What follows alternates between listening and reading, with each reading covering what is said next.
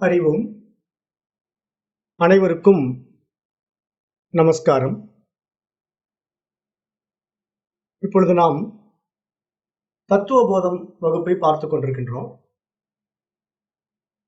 அதுல கடந்த பாடத்திட்டத்திலே ஆத்மா அனாத்மா பற்றிய ஒரு தெளிவை அடைந்தோம்.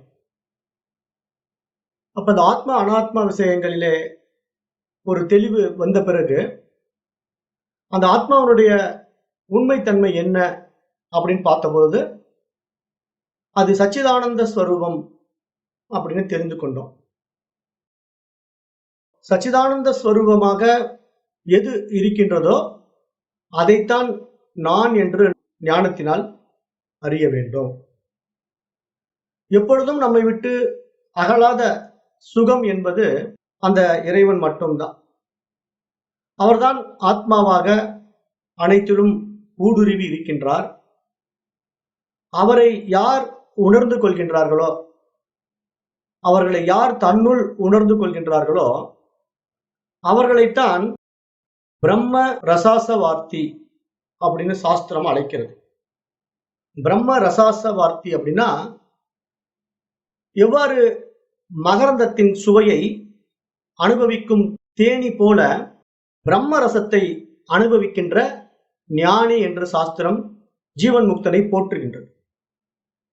அப்படிப்பட்ட ஜீவன் முக்தன் தன்னைத்தான் உணர்ந்து கொண்ட உத்தம ஞானி ஆனந்த களிப்பில் ஆத்மானந்தத்தில் எப்பொழுதும் திளைத்து இருப்பான் அப்படிங்கிற ஒரு மிகப்பெரிய உண்மையை சாஸ்திரம் சுட்டி காட்டுகின்றது.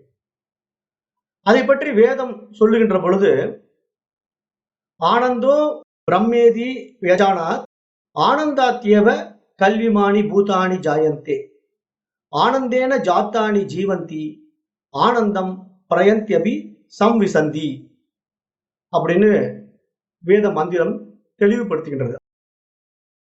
ஆனந்தத்தை பற்றி என்ன சொல்லுது அப்படின்னா, உலகில் காணப்படும் எல்லா பொருட்களும் ஆனந்தமயமான அந்த பரமாத்மாவை தவிர வேறானது ஒன்றும் இல்லை என்று வேதங்கள் ஆணித்தரமாக தெரிவிக்கின்றன.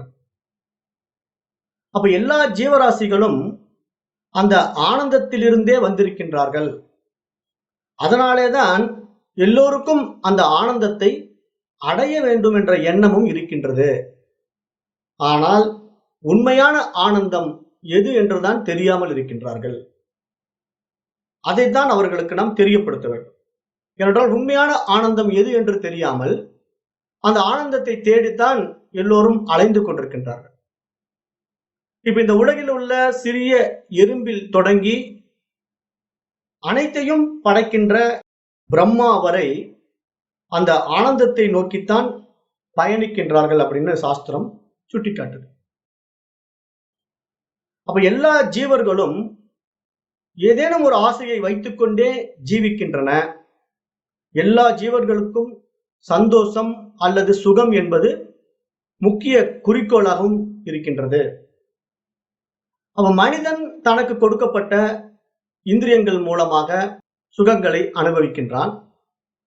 அதாவது கண்களால் அழகான காட்சிகளை பார்க்கும் போதும், காதுகளால் இனிய இசையை கேட்கும் போதும், வாயால் சுவையான பதார்த்தங்களை சுவைக்கும் போதும், மூக்கால் மகரந்த வாசனையை நுகரும் போதும் மகிழ்ச்சி அடைந்து சுகத்தை அனுபவிக்கின்றான்.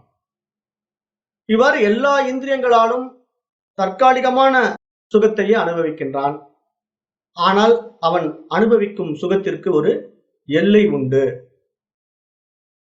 அந்த சுகத்தை அனுபவித்த பிறகு அவனுக்கு துக்கம் என்பதும் கூடவே தொடர்கிறது. அப்ப இந்த சுகத்தையும் துக்கத்தையும் மாறி மாறி அனுபவிக்க நேர்வதனாலே அவனுக்கு சுகம் கிடைக்கும் போது அந்த சிறிய சுகத்திலே தற்காலிகமாக கிடைக்கின்ற அந்த சந்தோஷத்தையே அவன் ஆனந்தம் என்று கருதி கொள்கின்றான். அது ஒரு நிலையான ஆனந்தம் அல்ல, அது தற்காலிகமான ஆனந்தம், நிலையற்ற ஆனந்தம் என்பதையும் இங்கு ஒவ்வொருவரும் அறிந்து கொள்ள வேண்டும் என்று சாஸ்திரம் சுட்டிக்காட்டுகின்றது. இப்ப ஒரு சிந்தாமணி கல்லையோ அல்லது ஒரு கற்பக விருட்சத்தையோ நாம் பெற்றுவிட்டால் கூட அதன் வாயிலாக ஒருவன் தான் நினைத்ததை பெற முடியும். ஆனால் அவனால் உண்மையான ஆனந்தத்தை அவ்வளவு எளிதாக பெற இயலாது. ஏனென்றால் இங்க உண்மையான ஆனந்தம் தன்னை தான் உணர்ந்து தன்மயமாவதில் தான் பொதிந்திருக்கிறது என்ற மிகப்பெரிய ரகசியத்தை சாஸ்திரம் இங்கு சுட்டிக்காட்டுகின்றது. அப்ப மனிதன் அந்த ஆனந்தத்தை அடைய வேண்டும் என்பதற்காகவே பகவான் இந்த உலகத்தை படைத்து இந்த உலக உயிரினங்களுக்குள் தானும் ஒன்றாக நுழைந்து கொண்டான். இதை வேதம் சொல்லும்போது ஆனந்த அத்யே வயதேச ஆகாச ஆனந்தோ தஸ்யாதகா என்பதாக கூறுகின்றது. இதற்கு ஆச்சாரியர்கள் விளக்கம் கொடுக்கும் போது ஆனந்தோத்ரேக கருணா பூர்ண வரப்பிரதா என்று கூறுகிறார்கள். அதாவது பகவானின் விஸ்தாரமான சமநோக்குடன் கூடியதான மனமும் தனிச்சிறப்புடன் கூடியதான கருணையும் ஜீவன்களை படைத்து ஆனந்தத்தை அறிய வைத்து முக்திக்கு வழி வகுக்கவும் தான் இந்த சிருஷ்டியே மேற்கொள்ளப்படுவதாக இங்கு அறிய முடிகின்றது என்று ஞானிகள் சுட்டிக்காட்டுகின்றார். அதாவது இந்த சிருஷ்டியினுடைய நோக்கம் என்ன அப்படின்னு பார்த்தா, மிக உயரிய ஞானிகள் இதை பற்றி என்ன சொல்கிறார்கள் அப்படின்னு பார்க்கும் பொழுது, இந்த பிரத்யேக அறிவாகிய பகுத்தறிவு தன்மையை பெற்ற இந்த மனிதன் ஒரு தனி சிறப்பு வாய்ந்தவனாக இருப்பதினாலே படைக்கப்பட்ட ஜீவர்களிலேயே மிக உயரிய படைப்பான இந்த மனித பிறப்பின் மூலம் அந்த ஆனந்தத்தை அறிய வைத்து அந்த முக்திக்கு வழி வகுக்கத்தான் இந்த சிருஷ்டி மேற்கொள்ளப்பட்டிருக்கின்றது என்பதாக மகா ஞானிகளும் சித்தர்களும் யோகிகளும் இங்கு நமக்கு சுட்டி காட்டுகின்றார். அப்போ ஆனந்தமயமான பரமாத்ம ஸ்வரூபத்தை அறிய ஒருவன் எத்தனையோ கோடி ஜன்மங்கள் எடுத்து சாதனைகள் புரிய வேண்டும். அத்தகைய சாதனைகள் 2 விதம் உண்டு என்று சாஸ்திரம் சுட்டிக்காட்டுகின்றது. ஒன்று, ஒருவன் தன்னிச்சையாக ஞான வைராக்கிய பக்தியுடன் அமர்ந்து தவம் செய்து பகவானை அறிய முற்படுவது. அப்படிப்பட்ட ஒரு நிலையை அடைந்தவர் யார் என்று நம்ம சாஸ்திரத்திலே பார்த்தோம் அப்படின்னா, பீஷ்மாச்சாரியரை சாஸ்திரம் சுட்டி காட்டுகின்றது. மிகப்பெரிய ஒரு ஞானியாக பீஷ்மாச்சாரியாரைத்தான் அது சுட்டி காட்டுகின்றது. அவர் ஞான வைராக்கிய பக்தியுடன் அந்த அறிவை தன்னுள் உணர்ந்து கொண்டார். மற்றொரு வகை என்ன அப்படின்னா, யதார்த்த பக்தியை மட்டுமே ஆதாரமாக கொண்டு பகவானை அறிந்து கொள்வது. ஏனென்றால் அவர்களுக்கெல்லாம் அந்த ஞானம் என்றால் என்ன, வேதம் என்றால் என்ன என்றெல்லாம் தெரியாது. ஆனால் இறைவன் மீது ஒரு உண்மையான அன்பு மட்டும் செலுத்த முடியும், அந்த யதார்த்த பக்தி. அதற்கு நம்ம யாரை உதாரணமாக சாஸ்திரம் சுட்டி காட்டுது அப்படின்னா, கோபியர்களை உதாரணமாக சுட்டி காட்டுகின்றது. ஏன்னா கோபியர்கள் அந்த யதார்த்த பக்தியிலே இறைவனுடன் 2 கலந்து விடுகின்றார்கள். அந்த இறைவனுடன் 2 கலப்பதற்காக அவர்கள் கையாளுகின்ற உண்மையான தன்மை என்ன அப்படின்னு பார்த்தா, அது அன்பு அல்லது பக்தி என்று பார்க்கப்படுகின்றது. அந்த உண்மையான தூய அன்பு, அந்த தூய பக்தி மட்டும் தான் அவர்களை அந்த இறைவனோடு 2 கலக்க வைக்கின்றது. அப்போ ஒவ்வொருவருக்குள்ளும் அவர்களுடைய இருதயத்திலே வாமன ரூபியாக அமர்ந்திருக்கும் பரமாத்மனை அறிந்து கொள்வதே ஆனந்தத்தை தரக்கூடியதாக இங்கு பார்க்கப்படுகின்றது. அப்ப ஏன்னா அப்படிப்பட்ட ஒரு மிகப்பெரிய விஷயத்தை நோக்கிதான் எல்லோருமே நகருகின்றோம். ஏன்னா நம்ம எல்லோருக்குமே என்ன தேவை? மகிழ்ச்சி தேவை, ஆனந்தம் தேவை. ஆனால் அந்த ஆனந்தம் எப்படிப்பட்ட ஆனந்தம், அந்த உண்மையான ஆனந்தம் எதில் இருக்கின்றது என்று நமக்கு தெரியவில்லை. நாம் என்ன நினைத்துக் கொண்டிருக்கின்றோம்? இந்த புற உலக விஷயங்களிலே ஆனந்தம் இருக்கின்றது, ஒரு பொருளிலே ஆனந்தம் இருக்கின்றது, உறவுகளிலே ஆனந்தம் இருக்கின்றது என்று நாம் நினைத்துக் கொண்டிருக்கின்றோம். இதெல்லாம் நம்முடைய அறியாமை. ஏனென்றால் இந்த புறப்பொருள்களும் உறவுகளும் தற்காலிகமாக வந்து போகக்கூடியவைகள். ஆனால் நிலையான ஆனந்தம் அந்த பரமனை அறிவதில் தான் பொதிந்துள்ளது என்பதை இங்கு மிகப்பெரிய ஞானிகளும் ரிஷிகளும் நமக்கு சுட்டி காட்டுகின்றார்கள். அப்போ நம்முடைய சாதாரண கண்களுக்கு தெரியாத அந்தர்யாமியாகவே அந்த ஆன்மா, அந்த இறைவன் வீற்றிருக்கின்றார். அவரை தெரிந்து கொள்வது என்பது ஒரு தனி மனித முயற்சியால் மட்டுமே சாத்தியமாகும் என்று இந்த சாஸ்திரத்தின் வாயிலாக நமக்கு சுட்டி காட்டுகின்றார்கள். அப்ப எவன் ஒருவன் தன்னை பற்றியும் தனக்கு வேறாக இருக்கும் இந்த பிரபஞ்சத்தை பற்றியும் இந்த 2க்கும் ஆதாரமான இறைவனை பற்றியும் அறியக்கூடிய ஆர்வத்தை வெளிப்படுத்துகின்றானோ, அந்த ஆர்வம் எந்த அளவிற்கு அவன் ஆன்மவியல் பாடங்களை கற்றுக்கொள்வதில் காட்டுகின்றானோ அவனை நோக்கி அந்த ஈஸ்வரனே சத்குருவாக பிரத்யட்சமாக கண்ணுக்கு தெரியக்கூடிய ஒரு உருவத்திலே வந்து உபதேசத்தை நல்குகின்றார். அப்ப இங்க நம்ம ஒவ்வொருத்தருக்குமே இந்த ஆன்மவியல் பாடம், இந்த ஆன்ம ஞானத்தை பற்றிய ஒரு அறிவு புகட்டப்பட வேண்டும். அதற்கான ஒரு கல்வி கண்டிப்பாக நாம் தெரிந்து கொள்ள வேண்டும். அந்த அடிப்படையிலே இங்கு ஒவ்வொருவருக்கும் கல்வி எனும் கற்றல் என்பது ஒரு தனி மனிதனின் சீரிய முயற்சியால் மட்டுமே அடையப்படக்கூடியது என்பதாக இந்த சாஸ்திரம் நமக்கு சொல்ல வருகிறது. அதை பற்றி திருக்குறளும் நமக்கு ஒரு செய்தியாக தருகிறது. திருக்குறள் எப்படி சொல்லுது அப்படின்னு பார்த்தா, தொட்டனை தூறும் மணற்கேணி மாந்தர்க்கு கற்றனை தூறும் அறிவு. அதாவது இந்த இடத்துல இந்த குறளுக்கு நம்ம எப்படி பொருள் புரிந்து கொள்ள வேண்டும் என்றால், இப்ப கடற்கரையிலே உள்ள பிரம்மாண்டமான மணல் வெளியில், மணல் பரப்பில் ஏதேனும் ஒரு இடத்தில் சிறிது தோன்றினால் கூட அங்கு நீர் ஊறும். அதுபோல மனிதர்களும் இந்த எல்லையற்ற ஆன்மவியல் கல்வியை ஒரு சிறிதளவேனும் கற்றுக்கொள்கின்ற ஆர்வம் உண்டாகிவிட்டால் அவர்களுடைய அறிவு ஊறும் என்று இந்த திருக்குறள் நமக்கு சுட்டிக்காட்டுகின்றது. இங்கு திருக்குறள் சொல்ல வருகின்ற கல்வி ஒரு மனிதன் தன்னைத்தான் அறிந்து கொள்ளக்கூடிய ஆன்மவியல் கல்வியை பற்றி பேசுகிறது. பொருளாதார உலகியல் கல்வியை பற்றி திருக்குறள் பேசுவது கிடையாது. ஏன்னா திருக்குறள் எழுதப்பட்ட காலம் 2000 வருடங்களுக்கு முன்னாடி எழுதப்பட்ட நூல். அந்த திருக்குறள் எழுதப்பட்ட காலங்களிலே இது பொருளாதார கல்வி எல்லாம் கிடையவே கிடையாது. குருகுல கல்விதான் இருந்தது. அப்ப குருகுல கல்வியினுடைய நோக்கம் என்ன என்றால், ஒவ்வொரு மனிதனும் தன்னைத்தான் அறிந்து தன்மயமாக வேண்டிய முக்கிய விஷயத்தை போதிக்கின்ற கல்வி திட்டமாகத்தான் இருந்தது. அதை பற்றித்தான் இங்கு திருக்குறள் நமக்கு இங்கு சொல்ல வருகிறது. இப்ப அந்த நிலையில பார்க்கும்போது அதே திருக்குறள் என்ன சொல்லுது? கற்றிலனாயினும் கேட்க அஃதொருவர்க்கு ஒர்க்கத்தின் உற்றாம் துணை. இப்ப இந்த இடத்துல என்ன சொல்லுதுன்னா, ஒருவன் தானே முயன்று கற்றுக்கொள்ளும் நிலை கைகூடாவிட்டால் கூட கற்றுக்கொண்டவர்களிடம் கேட்டுக்கொண்டாவது அறிவை பெற வேண்டும் என்கின்றது. அவ்வாறு அவன் கற்றுக்கொண்ட ஆன்மவியல் கல்வியானது அவனது உடலும் மனமும் தளர்ச்சி அடையும் போது கூட ஊன்றுகோல் உதவுவது போல உதவும் அப்படிங்கிற ஒரு அருமையான விஷயத்தை இந்த குறள் சுட்டி காட்டுகின்றது. அப்போ இந்த மாதிரி ஒரு ஆன்மவியல் பாடம் நம் உள்ள போய் பதிஞ்சிடுச்சு அப்படின்னா அவன் தன் உடலும் மனமும் தளர்ந்து போகின்ற நிலையில் கூட, சுயநினைவை இழந்து போகின்ற நிலை உண்டானாலும் கூட அவனுடைய உண்மை தன்மை அவனுள் பிரகாசித்துக் கொண்டே இருக்கும். அதை அவன் எப்பொழுதும் இழக்க மாட்டான். அதுதான் அவனை பிறவா பெருநிலைக்கு கொண்டு போய் சேர்க்குமே தவிர வேறு எத்தகைய புறக்கல்வியை நீங்கள் கற்றுக்கொண்டாலும் அந்த கல்வி மரண தருவாயில் கை கொடுக்காது. மரணத்திற்கு பிறகும் அது கை கொடுக்காது. ஏன்னா ஒருத்தன் கற்ற கல்வி 7 பிறவிக்கும் தொடரும் என்று இதே திருக்குறள் சொல்லுது. அப்ப அப்படிப்பட்ட ஒரு நிலையை பார்க்கும்போது அது எந்த கல்வி தொடரும்? ஆன்மவியல் கல்வி தான் அவனுடைய பிறவா பெருநிலைக்கு அவனை கொண்டு செல்ல முடியுமே தவிர, போன ஜென்மத்துல படிச்ச மேத்தமேட்டிக்ஸ் இந்த ஜென்மத்துல நமக்கு யூஸ் ஆகுமா? அதெல்லாம் நமக்கு பயன்படாது. அப்ப இங்க தன்னைத்தான் அறியும் கல்வி ஓரளவுக்கு அவனை ஆத்ம ரீதியாக உயர்த்தி விட்டாலும் கூட பின்னாடி அவனை எங்க கொண்டு போய் சேர்த்தோம்? அந்த உயரிய பிறவா பெருநிலைக்கு அவனை கொண்டு போய் சேர்த்து விடும். அப்ப அதற்காக ஒரு முக்கிய பாடமாக இந்த ஆன்மவியல் கல்வி, இந்த ஆன்ம ஞான கல்வி நமக்கு ஒவ்வொருத்தருக்கும் தேவைப்படுவதாக சாஸ்திரம் சுட்டிக்காட்டுகின்றது.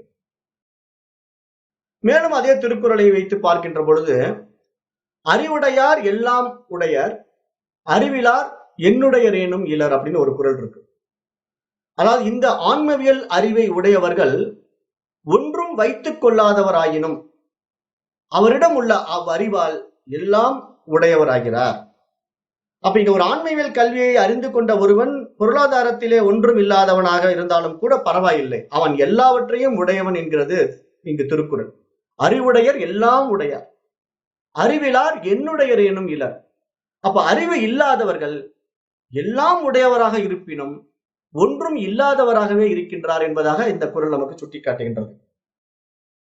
அப்ப அப்படிப்பட்ட ஒரு உயரிய பாடமாக ஆன்மவியல் பாடத்தை நாம் இங்கு பார்க்கிறோம். அப்ப அந்த அடிப்படையில இப்ப நம்ம கடந்த முறையில பார்த்து வந்த முக்கிய பாடத்திட்டங்களிலே ஜீவ விசாரம் என்ற அடிப்படையிலே ஆன்மா அனாத்மாவுக்குள்ள வித்தியாசத்தை பார்த்து தெரிந்து கொண்டோம். இப்ப இன்றைய பாடத்திட்டத்திலே நம்ம என்ன பார்க்க போறோம் அப்படின்னா ஈஸ்வர விசாரம். இப்ப ஈஸ்வரனை பற்றி பார்க்க போறோம். இதுவரைக்கும் நம்ம ஜீவ விசாரம் செய்து முடித்தோம். இப்ப இனிமேல் நம்ம ஈஸ்வர விசாரத்தை பார்க்கலாம். இப்ப நாம் இதுவரை ஜீவன் என்ற ஒரு தத்துவத்தை எப்படி பார்த்தோம்? விஎஸ்டி என்ற தனித்த முறையிலே பல தத்துவங்களுடன் கூடிய அனாத்மாக்களை விசாரித்து அறிந்து கொண்டோம். ஏன்னா இப்ப நம்ம ஏற்கனவே இந்த வேதாந்த பாடத்தை படிக்க வரும்போது 2 விஷயங்கள் தெரிந்து வைத்திருக்கின்றோம். ஒண்ணு விஎஸ்டி, இன்னொன்று சமஷ்டி அப்படின்னு பார்த்தோம். இந்த 2 வார்த்தையும் நமக்கு புதுசா இருக்கும் கேட்கறதுக்கு. சமஷ்டி, விஎஸ்டி அப்படிங்கிற வார்த்தை. இப்ப இந்த சமஷ்டி விஎஸ்டிங்கிற வார்த்தை வேதாந்தம் சொல்ல வரும்போது என்ன சொல்லுது அப்படின்னா, விஎஸ்டி என்ற வார்த்தை ஒரு தனித்த பொருளையும், சமஷ்டி என்ற வார்த்தை ஒரு ஒட்டுமொத்த பொருளையும் குறிப்பிடுவதாக இங்க நம்ம புரிந்து கொள்ள வேண்டும். அதை எப்படி நம்ம புரிந்து கொள்ளலாம் நடைமுறையில் அப்படின்னு பாத்தீங்கன்னா, இப்ப ஒரே ஒரு தனித்த மரம் இருந்தால் அந்த தனித்த மரத்திற்கு பெயர் விஎஸ்டி அப்படின்னு சொல்லலாம். அதுவே பல மரங்கள் ஒன்று சேர்ந்த ஒரு தோப்பு அல்லது ஒரு தோட்டம் என்றால் அது சமஷ்டி என்று புரிந்து கொள்ளலாம். அப்ப சமஷ்டினா என்ன தெரிஞ்சுக்கணும்? பல மரங்கள் ஒன்று சேர்ந்த ஒரு ஒட்டுமொத்த தொகுப்பு சமஷ்டி.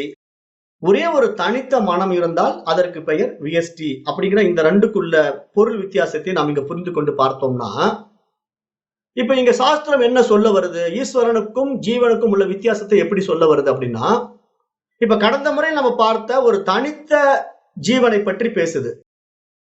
நான்னா என்னை மட்டும் பேசுது. ஈஸ்வரன் எடுத்துக்கிட்டா இந்த ஒட்டுமொத்த பிரபஞ்சத்தை பற்றி பேசுது.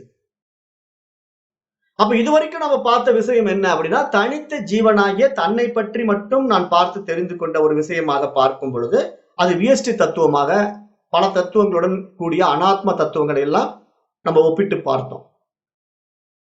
இப்ப இனிமேல் என்ன பார்க்க போறோம்னா, ஈஸ்வரன் என்ற ஒன்று எப்படி சமஷ்டி என்ற முறையில் பல தத்துவங்களாக உற்பத்தி ஆனது அப்படிங்கிறதையும் நம்ம பார்க்க போறோம். ஈஸ்வரன் என்பவன் யார் அப்படின்னு நம்ம ஏற்கனவே பார்த்தோம். ஈஸ்வரன் என்பவன் யார்?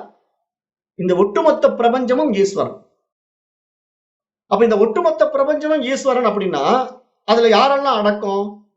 சிறு எறும்பு முதல் யானை வரை இருக்கின்ற படைக்கப்பட்ட அத்தனை ஜீவராசிகளும் அடக்கம் போது நீங்க நானு எல்லாமே தான் அடக்கம்.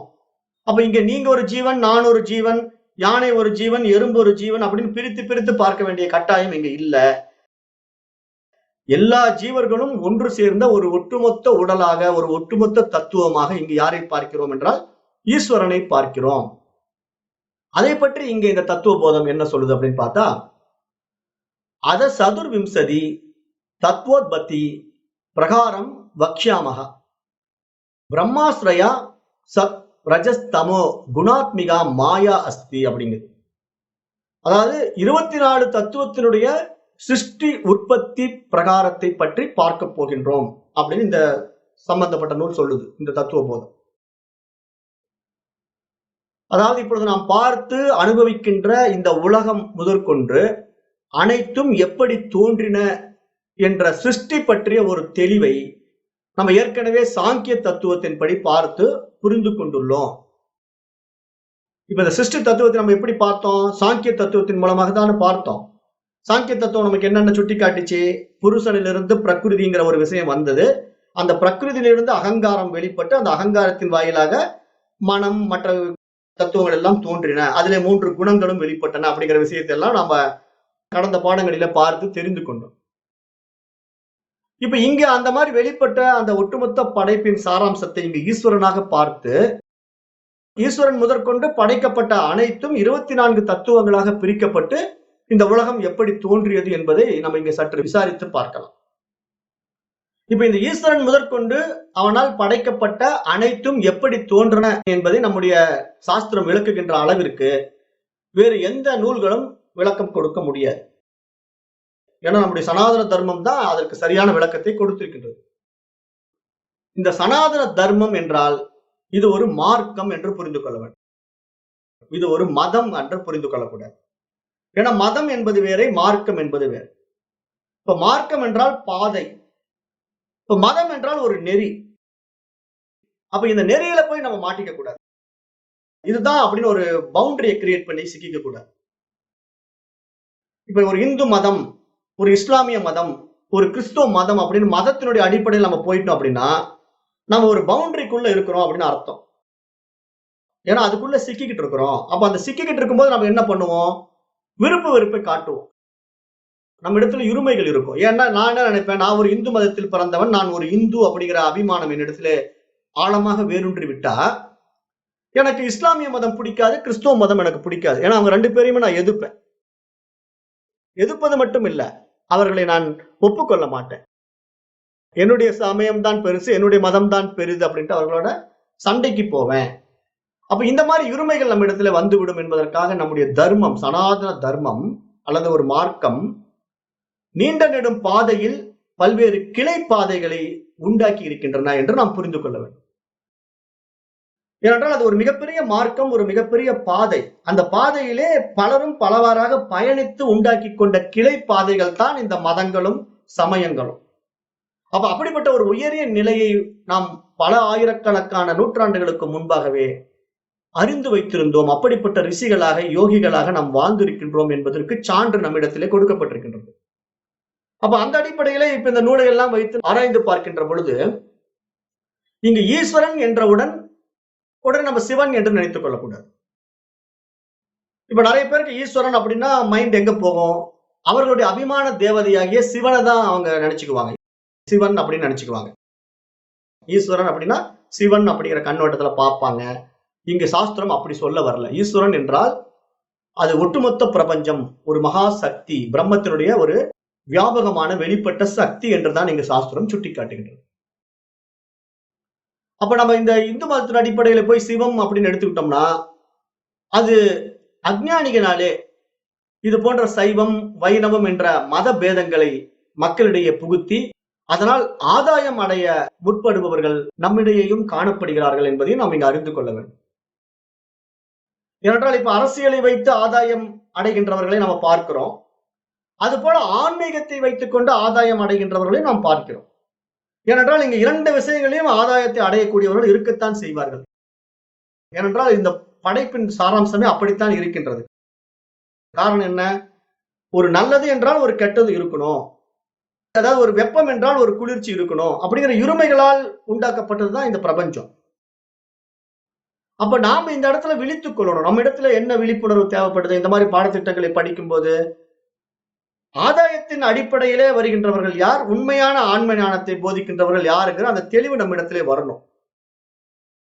ஏன்னா இந்த ஆன்மீக விஷயத்தை வைத்துக் கொண்டு பணம் பறிப்பவர்கள் நிறைய இருக்கின்றார்கள். அரசியல் விஷயத்தில் எப்படி பணம் பண்ணுகிறார்களோ அது மாதிரி ஆன்மீக விஷயத்திலும் பணம் பண்ணுபவர்கள் நிறைய இருப்பார்கள். இவர்கள் எல்லாம் ஒரு ஆதாயத்தின் அடிப்படையிலே ஆன்மீகத்தை கையில் வைத்துக் கொண்டிருக்கின்றார்கள். நாம் அவர்களிடம் இருந்து சற்று விலகி சனாதன தர்மத்தின் ஆணிவேராக நம்முடைய சாஸ்திரம் எதை கூற வருகின்றது, அதை பற்றி நாம் ஆராய்ந்து அறிவது ஒன்றே நாம் நம்முடைய எதிர்கால இளைய சமுதாயத்தை சரியான பாதையிலே அழைத்துச் செல்லும் மகத்தான நற்பணி என்று புரிந்து கொள்ள வேண்டும். ஏனென்றால் நம்முடைய இளைய சமுதாயம் தான் நம்முடைய எதிர்காலத்தின் ஆணிவேராக பார்க்கிறோம். இவர்கள் இருந்தா தான் இந்த பாரத தேசம் நன்றாக தழைத்துவங்கும். அப்ப அப்படிப்பட்ட இந்த எதிர்கால சமுதாயம் இப்ப எப்படி போயிட்டு இருக்குது? இப்ப நம்ம நடைமுறையில பார்க்கும்போது ரொம்ப கீழ்த்தரமா போயிட்டு இருக்கு. 11 வயசு பையன், 19 வயசு பையன் எல்லாம் செய்யக்கூடாத காரியங்களை, தகாத காரியங்களை எல்லாம் செய்து கொண்டிருக்கின்றான். சரி, அந்த வயசுல தான் அவன் செய்யறானா, 55 வயசுல ஒருத்தன் தவறான காரியத்தை பண்றான். அப்ப வயது கூடினாலும் அவனுக்கு அறிவு கூடல் இல்லை. என்ன காரணம்? கல்வி முறை சரியாக கொடுக்கப்படவில்லை.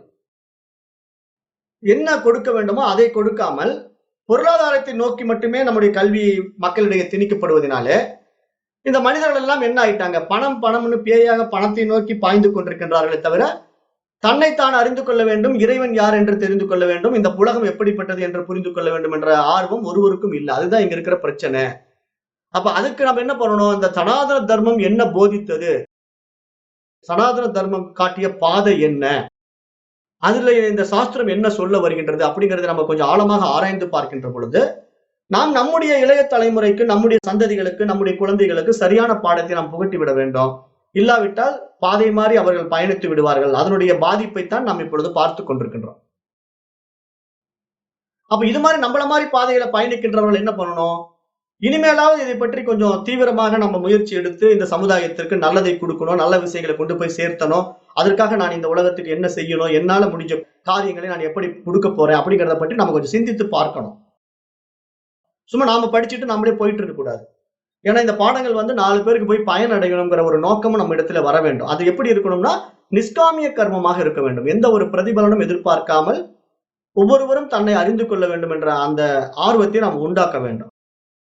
அதுதான் இங்க நம்ம படைப்பின் சாராம்சமாக பார்க்கப்படுகிறது. ஏனால் இந்த புருஷன் என்பவன் தன்னைத்தான் அறிந்து கொள்வதற்காக எடுக்கின்ற பிரயத்தனம் தான் இந்த பிரபஞ்சம்.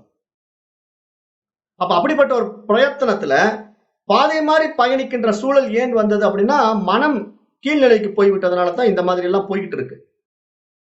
அப்ப அந்த மனதை நம்ம லிஃப்ட் பண்ணி நல்ல நிலைக்கு தூக்கிட்டு வந்து அவர்களுக்கு சரியான பாதையை காட்டி கொடுத்தால் மட்டும்தான் அவர்கள் நல்ல வழியிலே நல்லவர்களாக வாழ்வார்கள், தர்மப்படி வாழ்வார்கள். அப்பொழுதுதான் இந்த சாஸ்திரத்தினுடைய முதல்ல பார்க்கப்பட்ட புருஷார்த்தம் என்கின்ற அறம், பொருள், இன்பம், வீடு என்ற அந்த வழிமுறையை சரியாக அந்த நெறிமுறையை கையாளுவார்கள். இல்லாவிட்டால் என்ன ஆகிவிடும்? ஒவ்வொருத்தரும் ஒவ்வொரு மனம் போன போக்கிலே போய் பலவாறாக வீணாக போய் விடுகிறார்கள். அதுதான் இப்ப நம்ம பார்த்து கொண்டிருக்கின்றோம். அந்த நிலையிலிருந்து நம்ம மாற வேண்டும். அப்ப இந்த அடிப்படையில பார்க்கும்போது யாரிடமிருந்து இந்த உலகம் தோன்றியதோ அவனே ஈஸ்வரன். அப்ப ஈஸ்வரன் என்பவன் இங்க எப்படி இருக்கிறான் என்றால் ஒரு சிருஷ்டிகர்த்தா அப்படின்னு பார்க்கணும். ஈஸ்வரன் எப்படின்னா ஒரு சிருஷ்டிகர்த்தா, அவ்வளவுதான். இப்ப அந்த சிருஷ்டிகர்த்தாவை நீங்க வந்து பிரம்மான்னு சொல்லுவீங்களோ, விஷ்ணுன்னு சொல்லுவீங்களோ, சிவம்னு சொல்லுவீங்களோ, அது அவரவர்களுக்கு ஏற்று வைக்கப்பட்ட எண்ணத்தின் அடிப்படையிலே சொல்லிக் கொண்டிருந்தாலும் கூட, இப்ப நம்ம இது மாதிரி பாடத்திட்டத்துக்குள்ள வரும் பொழுது இங்க உண்மையில் ஈஸ்வரன் என்பவன் இந்த ஒட்டுமொத்த பிரபஞ்சமான ஒரு சிருஷ்டிகர்த்தா, அவன் ஒரு ஆற்றல் என்பதாக புரிந்து கொள்ள வேண்டும். ஈஸ்வரனை நம்ம இங்க எப்படி பார்க்கணும்னா அவன் ஒரு மகா சக்தியாக பார்க்கணும்.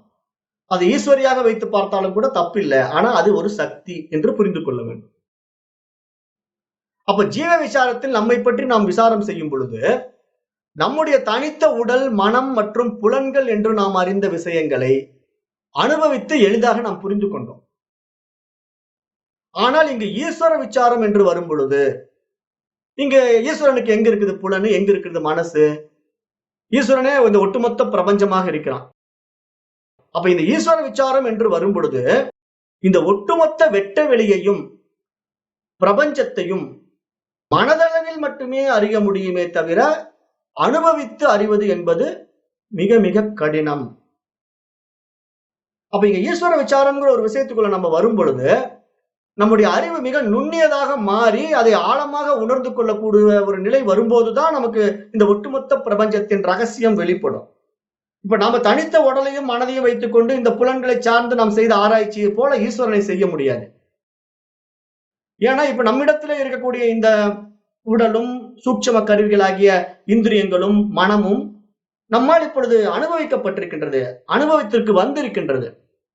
அப்ப அதனால நான் தனியாக ஒரு ஜீவ விசாரம் மேற்கொள்ளும் போது எளிதாக இருந்தது எனக்கு. நான் என்னை யார் என்று அறிந்து கொள்வது எனக்கு மிக மிக எளிதாக இருந்தது. எப்படியெல்லாம் நான் தெரிந்து கொண்டேன்? என்ன 3 சரீரங்கள் வாயிலாக தெரிந்து கொண்டேன், பஞ்ச கோஷங்கள் வாயிலாக தெரிந்து கொண்டேன், அப்புறம் 5 இந்திரியங்கள், ஞானேந்திரியங்கள், கர்மேந்திரியங்கள், 5 பிராணங்கள், அந்த கரணங்கள் என்று பல விஷயங்களை எடுத்து இத்தனை அனாத்ம விஷயங்களையும் நான் அறிந்து கொள்வது எனக்கு மிக மிக எளிதாக இருந்தது. காரணம் என்றால் எல்லாமே என்னுடைய அனுபவத்திற்கு உள்ளதாக இருந்தது. ஆனால் ஈஸ்வர விசாரம் என்று வந்தால் இந்த ஒட்டுமொத்த வெட்ட வெளியையும் இந்த பிரபஞ்சத்தையும் மனதளவில் மட்டுமே அறிய முடியும் என்ற ஒரு ஆழமான உண்மையை இங்கு புரிந்து கொண்டு நாம் பயணிக்க வேண்டும். அப்ப அப்படி பயணிக்கும் பொழுது இனிமேல் வருகின்ற இந்த பகுதிகள் எல்லாம் ரொம்ப கவனத்துடன் கையாள வேண்டும் என்பதையும் இங்கு புரிந்து கொள்ள வேண்டும். அப்ப நம்ம எப்படி ஜீவனிடத்திலே 3 சரீரங்களை பார்த்தோம்? என்னென்ன சரீரங்கள் பார்த்தோம்? ஸ்தூல சரீரம், சூட்சும சரீரம், காரண சரீரம்னு 3 சரீரங்களை நம்ம பார்த்தோம் இல்லையா ஜீவனிடத்திலே, ஒவ்வொரு தனித்த மனிதனிடத்திலே. அது மாதிரி இங்க ஈஸ்வரனை பார்க்கும் பொழுது கூட இந்த முழு பிரபஞ்சத்தையும் இப்ப நம்ம 3ஆக பிரிக்க போகிறோம். இப்ப இந்த ஈஸ்வரனையே நம்ம அப்படி 3ஆக தான் பிரிச்சு பார்க்க போறோம். அப்ப ஈஸ்வரனை 3ஆக பிரித்தா எப்படி பார்க்கலாம் அப்படின்னா, ஸ்தூல பிரபஞ்சம், சூக்ஷ்ம பிரபஞ்சம், காரண பிரபஞ்சம் என்று 3ஆக இந்த பிரபஞ்சத்தை பிரிக்க போகிறோம். அப்ப இதுல ஸ்தூல பிரபஞ்சம்னா என்ன? நாம் பார்த்து அனுபவிக்கும் அனைத்தும், சூரியன் முதலான அனைத்து கோள்களும், பூமி முதலான அனைத்து ஜீவராசிகளும், இந்த ஒட்டுமொத்த உலகமும் ஸ்தூல பிரபஞ்சம் என்று புரிந்து கொள்ள வேண்டும். இப்ப ஈஸ்வரனை நம்ம 3ஆ பிரிக்கிறோம். அதுல முதல் பிரபஞ்சம் என்ன? ஸ்தூல பிரபஞ்சம். 2வது சூட்சும பிரபஞ்சம், 3வது காரண பிரபஞ்சம். நம்மள ஜீவனை நம்ம பிரிச்சப்ப எப்படி பிரிச்சோம்? ஸ்தூல உடல், சூக்ம உடல், காரண உடல் அப்படின்னு 3ஆக பிரித்தோம். அப்ப இந்த ஒட்டுமொத்த பிரபஞ்சத்துல இப்ப நம்ம கண்களால் பார்த்து அனுபவிக்கக்கூடிய விஷயங்கள் எல்லாம் இருக்கு இல்லையா? அது எல்லாம் என்ன அப்படின்னா ஸ்தூல பிரபஞ்சம். அப்ப இந்த ஸ்தூல பஞ்சபூதங்கள் தோன்றும் முன்பு இப்ப நம்ம கண்களால் பார்த்து அனுபவித்துக் கொண்டிருக்கின்ற இத்தனை படைப்புகளும் எப்படி வந்தது? நம்ம ஏற்கனவே சாங்கிய தத்துவத்தின்படி பார்க்கும்போது பஞ்சபூதங்களுடைய அடிப்படையிலே படைக்கப்பட்டிருக்கிறது. அது அப்பஞ்சீகிருத நிலையிலேயே சூட்சமமாக இருந்தது. அது பஞ்சீகரணம் செய்யப்பட்ட பிறகு அது உடலாக வடிவம் எடுத்தது அப்படின்னு நம்ம பார்த்தோம். அப்ப அதே அடிப்படையில இப்ப இந்த ஸ்தூல பஞ்சபூதங்கள் தோன்றும் முன்பு சூட்சம பஞ்சபூதங்கள் இருந்த நிலை, மேலும் நம் அனைவருடைய சூட்சம மனங்கள். இப்ப உங்களுக்கு ஒரு மனசு இருக்கு, எனக்கு ஒரு மனசு இருக்கு. அப்ப இங்க படைக்கப்பட்ட அத்தனை படைப்பில் இருக்கக்கூடிய ஜீவராசிகளுடைய ஒட்டுமொத்த மனங்களும் ஒன்று சேர்ந்ததுதான் இங்கு சூட்சம பிரபஞ்சம் என்று புரிந்து கொள்ள வேண்டும். சூட்சம பிரபஞ்சம்னா அதுல தத்துவங்கள் உள்ள இருக்குது. அதுல எப்படி நம்ம பார்த்தோம்? கர்ம இந்திரியங்கள், ஞான இந்திரியங்கள், பிராணன், மனம், புத்தி என்ற 17 தத்துவங்களை உள்ளடக்கியதுதான் சூட்சம மனம் என்று பார்த்தோம் இல்லையா? நம்ம தனித்த சரீரத்தை வைத்துக்கொண்டு தனித்த ஜீவனை மட்டும் விசாரித்து பார்க்கும்போது, இப்ப ஈஸ்வரனை இங்கு விசாரித்து பார்க்கும் பொழுது அது மாதிரியே அந்த சூட்சம சரீரத்தை உடையவன் சூட்சம பிரபஞ்சமாக இங்கு நாம் பார்க்கிறோம். ஈஸ்வரனை சூட்சம பிரபஞ்சமாக பார்க்கிறோம். ஆனால் என்ன வித்தியாசம்னா, இந்த சூட்சம பிரபஞ்சத்தில் இருக்கக்கூடிய ஈஸ்வரனுடைய மனம் நம் எல்லோருடைய ஒட்டுமொத்த மனமும் சேர்ந்த பிரபஞ்ச மனம் என்று புரிந்து கொள்ள வேண்டும். ஏன்னா அவன் எல்லாவற்றையும் அவன் தான் வைத்துக் கொண்டிருக்கின்றான். நம்முடைய எத்தனை மனதையும் அவனிடத்தில் தான் பார்க்க முடியும். அதே மாதிரி நம்ம இத்தனை உடலும் அவனிடத்தில் தான் இருக்கிறது. இப்ப நீங்க ஒரு உடல், நான் ஒரு உடலும் தனித்தனியா நம்ம பிரிச்சு பார்க்கறது எந்த அடிப்படையில பிரித்து பார்க்கிறோம்? வியஷ்டி தத்துவத்தில தனித்த மரம் எப்படி ஒரு தோப்பில் இருக்குதோ அது மாதிரி தனித்த உடல் நான் இருக்கிறேன்னு நம்ம சொல்லிக்கிறோம். ஒரு தென்னந்தோப்புல போய் பார்த்தோம்னா அங்க ஒரு ஆயிரக்கணக்கான தென்னை மரங்கள் இருந்தா அதை நம்ம என்ன சொல்றோம்? தென்னை மரம்னா சொல்றோம், தென்னந்தோப்புன்னு தானே சொல்றோம். நிறைய தென்னை மரங்கள் ஒன்று சேர்ந்த ஒரு விஷயத்தை நம்ம தென்னந்தோட்டம், தென்னந்தோப்பு அப்படின்னு தான் சொல்லுவோமே தவிர அங்க நிறைய மரங்கள் இருக்கிறத பார்த்து தென்னை மரம்னு தனித்து சொல்ல மாட்டோம். அவ தனித்து சொன்னால் அது வியஷ்டி, ஒட்டுமொத்தமாக சொன்னால் சமஷ்டி அப்படின்னு பார்க்கிறது போல இங்கு தனித்த உடலாக நான் இருந்தால் அது வியஷ்டி, தனித்த மனமாக நான் இருந்தால் அது வியஷ்டி, ஒட்டுமொத்த உடலாக இருந்தால் ஒட்டுமொத்த மனமாக இருந்தால் அது சமஷ்டி. அப்ப ஈஸ்வரன் இங்கு சமஷ்டி தத்துவத்திலே இருக்கிறான். எல்லாவற்றையும் ஒன்றாக உள்ளடக்கியவனாக இருக்கிறான். அப்ப அப்படிப்பட்டவன் தான் இங்கு சூட்சம பிரபஞ்சமாக பிரிக்கப்பட்டிருக்கிறான். அதே மாதிரி இந்த ஸ்தூல பிரபஞ்சம், இந்த உலகமும் சூட்சம பிரபஞ்சம். சூட்சம பிரபஞ்சம் என்ன? நம்ம அத்தனை பேருடைய மனங்களும் தோன்ற எது காரணமாக இருந்ததோ அதுவே காரண பிரபஞ்சம் அப்படின்னு நம்ம புரிந்து கொள்ள வேண்டும். அப்ப நம்ம ஈஸ்வர விசாரத்துக்குள்ள இருக்கிறோம். ஈஸ்வரனுக்கு 3 உடல்கள் இருக்கின்றன. ஒன்று ஸ்தூல பிரபஞ்சம், இன்னொன்று சூட்சம பிரபஞ்சம், மற்றொன்று காரண பிரபஞ்சம். அப்ப இதுல ஜீவனானவன், அதாவது நான், ஜீவன்னா இங்க நான் தனித்த வியஷ்டியை எடுத்துக்கிறேன். இப்போ ஜீவனானவன் ஆழ்ந்த உறக்க நிலைக்கு போகும்போது எப்படி என்னுடைய உடல், மனம் போன்ற அனைத்தையும் மறந்து காரண சரீரத்திலே நான் ஒடுங்கி விடுகின்றேனோ அது போலவே ஈஸ்வரனும் இந்த சிருஷ்டி செய்து முடித்து ஓய்வு தேவைப்படும் பொழுது இந்த ஸ்தூல பிரபஞ்சமும் சூட்சம பிரபஞ்சமும் காரண பிரபஞ்சத்தில் ஒடுங்குகின்றது அப்படிங்கிற ஒரு அடிப்படை உண்மையை இங்க நம்ம ஆழமாக புரிந்து கொள்ளணும். இப்ப எனக்கு எப்படி தூக்கம் வருது? இப்ப உங்களுக்கு எப்படி தூக்கம் வருது? இப்ப உங்களுக்கு என்னென்ன உடல் இருக்குது? ஸ்தூல உடல் இருக்கு, சூட்சம உடல் இருக்கு, காரண உடல் இருக்கு. இப்ப உங்களுடைய சூட்சம உடலையும் ஸ்தூல உடலும் என்ன? இந்த பரு உடல் ஸ்தூல உடல், சூட்சம உடல் உங்களுடைய மனசு. இப்ப இது ரெண்டையும் கொண்டு போய் நீங்க எங்க பண்றீங்க? காரண உடல்ல நைட்ல ஒடுக்கிக்கிறீங்க. தூங்கும் போது ஆழ்ந்த உறக்கத்தில இந்த பருவுடலும் தெரியறது இல்ல, மன உடலும் தெரியறது இல்ல, ரெண்டும் போய் ஒடுங்கிடுது காரண உடல்ல. அப்ப நீங்க யாரு? ராமசாமியா, குப்புசாமியா? நீங்க BA கிராஜுவேட்டா, MBA கிராஜுவேட்டா? நீங்க பிராமணனா, சத்திரியனா? உங்க பேங்க்ல 1 கோடி இருக்கா, 1 ரூபா இருக்கா? எதுவுமே தெரியாம தூங்கிட்டு இருக்கீங்க. உங்களுக்கு இந்த உலகமே தெரியல. அப்படி ஒரு ஆழ்ந்த உறக்கத்துல ஒடுங்கி இருக்கிறீங்க. உங்க 2 உடலும் போய் அங்க ஒடுங்கிக்கிச்சு. அப்ப உங்களுக்கு பிறப்பும் தெரியல, இறப்பும் தெரியல, எதுவுமே தெரியாத ஒரு அறியாமை நிலையில, ஒரு ஆனந்த நிலையில தூங்கி கொண்டிருக்கின்ற அந்த காரண உடலுக்குள்ள ஒடுங்கி நிக்கிறது தான் உங்களுக்கு ஆள் உறக்க நிலை. அதுதான் உங்களுக்கு காரண சரீரம். அதுதான் உங்களுடைய சஞ்சித கர்மா. அப்ப அது மாதிரி ஈஸ்வரனுக்கு இந்த ஒட்டுமொத்த பிரபஞ்சத்துக்கும் ஒரு ஓய்வு தேவை. அவனுடைய இந்த ஒட்டுமொத்த உடலும் ஒடுங்கணும், ஒட்டுமொத்த மனமும் ஒடுங்கணும். அப்படி ஒடுங்கிட்டா அதற்கு பெயர் காரண பிரபஞ்சம். இப்ப அந்த காரண பிரபஞ்சத்தை நம்ம என்ன சொல்றோம்? மகா பிரளயம் அப்படின்னு சொல்றோம். இப்ப நமக்கு ஒவ்வொருத்தருக்கும் தனித்தனியா பிரளயம் நடக்கும். பிரளயம் அப்படின்னா என்ன? லயம்னா ஒடுங்குதல். பிரளயம்னா ஏற்கனவே முன்பே ஒடுங்கப்பட்டது மீண்டும் அது வெளிப்படுகின்றது. முன்பே ஒடுங்கப்பட்டு வெளிப்பட்டுக் கொண்டிருப்பது பிரளயம் அப்படிங்கிற சமஸ்கிருத வார்த்தையை நம்ம பயன்படுத்துறோம். இப்ப லயம்ங்கிற சமஸ்கிருத வார்த்தையில என்ன? லயம் என்றால் ஒடுங்குதல், ஒடுக்கம் என்று பெயர். பிற அப்படிங்கிற வார்த்தை முன்னாடி போட்டோம்னா சமஸ்கிருதத்துல ஏற்கனவே முன்னரே இருந்தது அப்படிங்கிற அர்த்தம். அதுக்கு பிற அப்படிங்கிற வார்த்தைக்கு ஏற்கனவே இருந்ததுன்னா இந்த லயமான விஷயம் ஏற்கனவே ஒடுங்கிதான் இப்ப வெளிப்பட்டு இருக்கு. மீண்டும் அது போய் ஒடுங்க போகிறது. அதுதான் பிரளயம். அப்ப அந்த பிரளயத்திலே இப்ப ஈஸ்வரன் போய் காரண சரீரத்துல ஒடுங்குறான்னு வைங்க, இந்த ஒட்டுமொத்த பிரபஞ்சமும் ஒடுங்குதுன்னு வைங்க, அதற்கு பெயர் மகா பிரளயம். அதுதான் ஈஸ்வருடைய தூக்கம். ஈஸ்வருடைய காரண பிரபஞ்சம்னு சொல்லணும். ஈஸ்வரனை காரண சரீரம்னு சொல்ல முடியாது. ஏன்னா இங்க தனித்த உடலைத்தான் சரீரம்னு சொல்றோம். ஈஸ்வரனை ஒட்டுமொத்த உடலாக இருப்பதனால அவனை பிரபஞ்சமாக பார்க்கிறோம். அப்ப ஒட்டுமொத்த பிரபஞ்சம் தான் ஈஸ்வரன் என்பதனாலே ஈஸ்வருடைய காரண பிரபஞ்சம் என்பது ஒரு மகா பிரளயம் அப்படின்னு புரிந்து கொள்ள வேண்டும். அப்ப ஜீவர்களாகிய நாம் வேலை செய்து ஓய்வு எடுத்து உறங்கும் போது எப்படி காரண சரீரத்தில் ஒடுங்கினால் அதை லயம் என்று சொல்கிறோமோ, அதுபோல ஈஸ்வரன் இந்த சிருஷ்டியை படைத்தது போதும் என்று நிறுத்தி ஓய்வு எடுத்து உறங்கும் போது அவன் காரண பிரபஞ்சத்தில் ஒடுங்கினால் அதை பிரளயம் என்று கூறுகிறோம். அதை பிரளயம் என்று சாஸ்திரம் அழைக்கின்றது. அது இங்கு நன்கு புரிந்து கொள்ள வேண்டும்.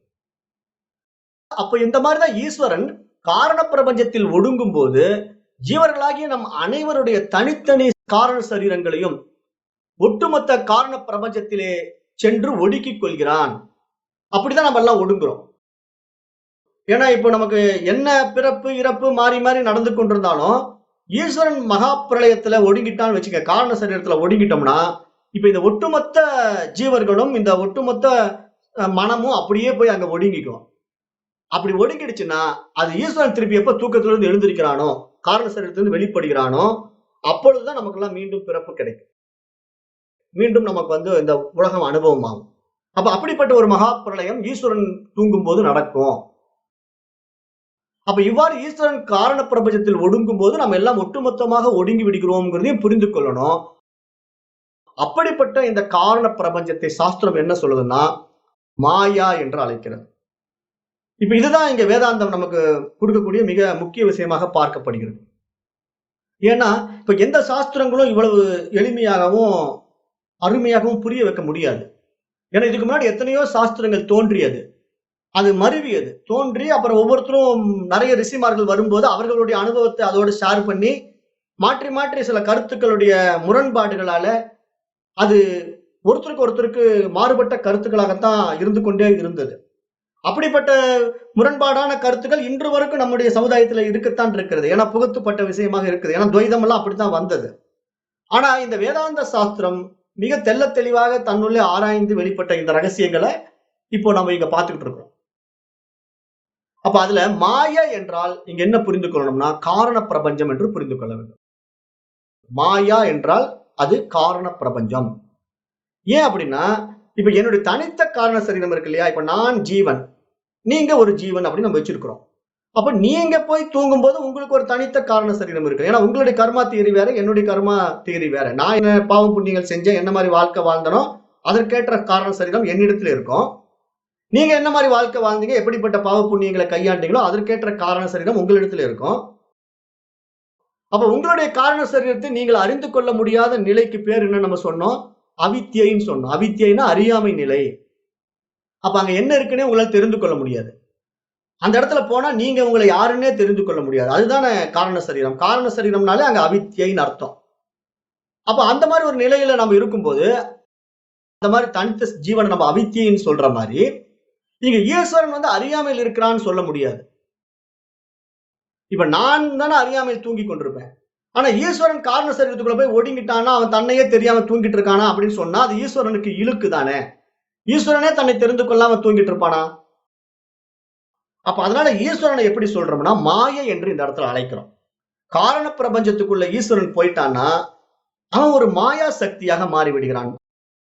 அங்க மாயையாக இருக்கிறான் தான் நம்ம பார்க்கணுமே தவிர, அந்த இடத்துல அவனுக்கு அறியாமை இருக்கிறது, அவித்யை இருக்கிறது அப்படின்னு நம்ம சொல்லக்கூடாது.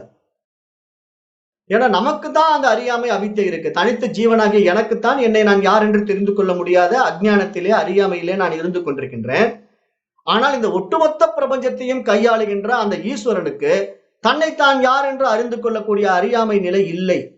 அவன் தன்னை தெளிவாக அறிந்து கொண்டிருக்கின்றான். காரணம் என்னவென்றால் அவன் ஒரு மாயாவி. அப்ப அவனை அங்க மாயாவின்னு தான் சொல்லணும். அதனாலதான் அது மாயை என்று இங்கு சொல்லப்படுகின்றது. அப்ப அதனால ஈஸ்வரனுடைய காரண சரீரம் மாயை என்பதாக புரிந்து கொள்ள வேண்டும்.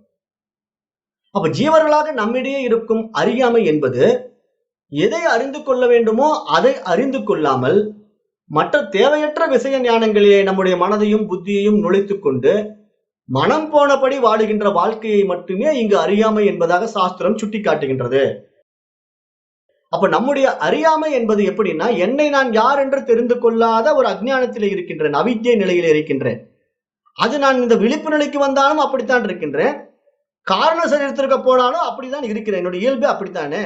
அப்ப நான் காரண சரீரத்துல போனா என்னை யாருன்னே தெரிஞ்சுக்க முடியாம ஒடுங்கிறேன். சரி, இந்த விழிப்பு நிலையிலாவது வந்து விழிச்சுக்கிறேன், நான் விழிச்சுக்க மாட்டேங்கிறேன். இங்கே வந்து நான் என்ன பண்றேன், எதை அறிந்து கொள்ள வேண்டுமோ அதை அறியாமல் தேவையற்ற விஷயங்களை எல்லாம் அறிந்து கொள்வதில் ஆர்வம் காட்டுகின்றேன். அப்படிப்பட்ட என்னுடைய அறியாமைக்கு ஒரு எல்லையே இல்லை அப்படிங்கிறதா இங்க சாஸ்திரம் சுட்டி காட்டுது. அப்ப நீ உன்னை யார் என்று தெரிந்து கொள்வதற்கு தயாராகவே இல்லை. நீ மீண்டும் மீண்டும் அந்த அவித்யிலே, அறியாமையிலேயே இருந்து கொண்டிருக்கின்றாய். உனக்கு கொடுக்கப்பட்ட பிரத்யேக பகுத்தறிவையும் அரிதான மனித உடலையும் சரியாக பயன்படுத்த தவறிவிட்டாய். அப்ப நீ மனித பிறவி எடுத்ததின் மகத்துவத்தை அறியாதவனாக இருக்கின்றாய் அப்படின்னு தான் நமக்கு சாஸ்திரம் சுட்டிக்காட்டிக் கொண்டே இருக்கிறது. அப்ப அந்த அடிப்படையில இப்ப நம்ம எதோட ஒப்பிட்டு பார்க்கலாம் அப்படின்னா, திருமந்திரத்தோட ஒப்பிட்டு பார்க்கலாம். இதெல்லாம் உங்களுக்கு ஒரு புரிதலுக்காக நான் இப்படி பாடம் எடுத்துட்டு இருக்கிறேன். அப்ப இங்க திருமந்திரம் என்ன சொல்லுதுன்னா, உள்ளம் பெருங்கோயில், ஊனுடம்பு ஆலயம், தெள்ளத் தெளிந்தார்க்கு ஜீவன் சிவலிங்கம், வள்ளல் பிரானுக்கு வாய் கோபுரவாசல், கள்ள புலனைந்தும் காளா மணிவிளக்கே அப்படின்னு திருமந்திரம் ஒரு அருமையான பாடலை நமக்கு உபதேசிக்குது. இப்ப இந்த பாடலுடைய பொருள் பார்த்தோம்னா நமக்கு நிறைய விஷயங்கள் புரியும். இப்ப உள்ளம் பெருங்கோயில், ஊனுடம்பு ஆலயம் அப்படின்னா, இப்ப இறைவன் குடிகொண்டிருக்கின்ற இந்த உள்ளம் எனும் பெருங்கோயிலாகிய கருவறையிலே, அந்த கருவறைக்குள்ளே நாம் செல்லக்கூடிய வாசலாக இந்த உடம்பு இருக்கிறது. இந்த திருமந்திரத்தினுடைய பொருளை ரொம்ப ஆழமா புரிந்து கொள்ளுங்க. உள்ளம் பெருங்கோயில், இறைவன் குடிகொண்டிருக்கும் உள்ளம் எனும் பெருங்கோயிலாகிய கருவறைக்குள்ளே இருக்கின்ற, கருவறைக்குள்ளே அந்த இறைவனை பார்க்க போகின்ற ஒரு வாசலாக இந்த உடம்பு என்னும் ஆலயம் இருக்கின்றது. அதுதான் அந்த கருவறைக்குள் செல்வதற்கான நுழைவாயில். அந்த நுழைவாயில்ல என்ன கொடுக்கப்பட்டிருக்கின்றது நம்ம இடத்திலே? கள்ள புலன்கள். ஏன் இந்த புலன்களை கள்ள புலன்கள் என்று சொல்கிறார்கள் மகான்கள்? கள்ள புலன் ஐந்தும் காளா மணி விளக்கேங்கிறார். ஏன்னா இது கள்ளத்தனமான விஷயங்களுக்கு தான் அதிகமா ஈடுபடும், நல்ல விஷயங்களை நோக்கி போகாது. இந்த புலன்களுடைய சுபாவமே அதிகமா கெட்டதை தான் பார்க்கும், கெட்டதை தான் கேட்கும். இந்த மாதிரி ஒரு தனித்துவமான விஷயமாக இருக்குது. அப்பனால இதை கள்ள புலன் மகான்கள் சுட்டிக்காட்டி அந்த புலன்களை நீங்க எப்படி கொண்டு போகணுங்கிறாரு இந்த பாடல்ல. கள்ள புலனைந்தும் காளா மணி விளக்குங்கிறாரு.